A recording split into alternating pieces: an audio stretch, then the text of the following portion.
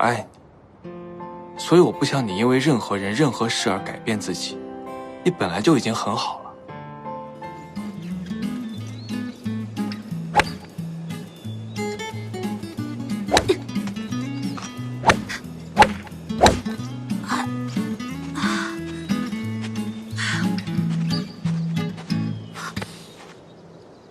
思辰，不练了。不行，我想练。啊，你干嘛呀？走。啊，思辰，我想讨好你妈，所以我是不是得学会她喜欢的运动，这样才能有共同话题啊？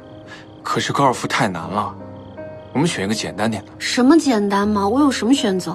意大利语、游泳，我哪个我都学不会啊。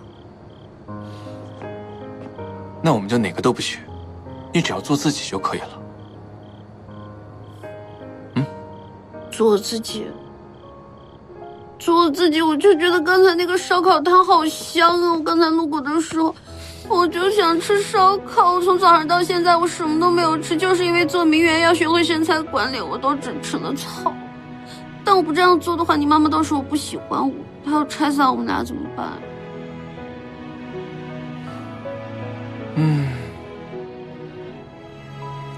跟我走。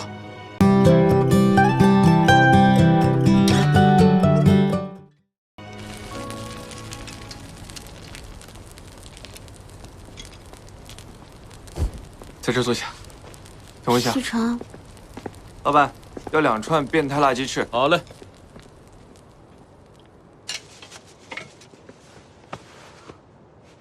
思辰，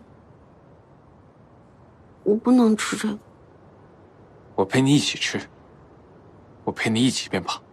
什么身材管理、名媛公子，谁爱做谁去做。我们只是2个普通人，吃自己喜欢吃的东西，做自己爱做的事情。我爱你，所以我不想你因为任何人、任何事而改变自己。你本来就已经很好了。好了，不哭了啊。但是我也爱你呀。如果说，要是你妈回来她不喜欢我的话，你不是要在中间为难吗？如果说我改变一点点就可以让她喜欢我的话，你就不用那么为难了。我愿意去做这个尝试。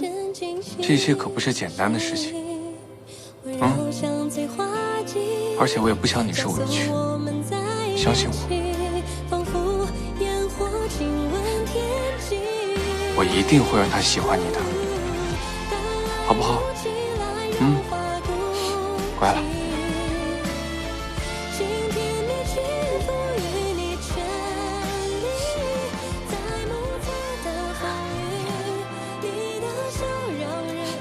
真香，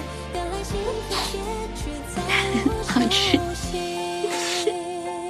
这么辣？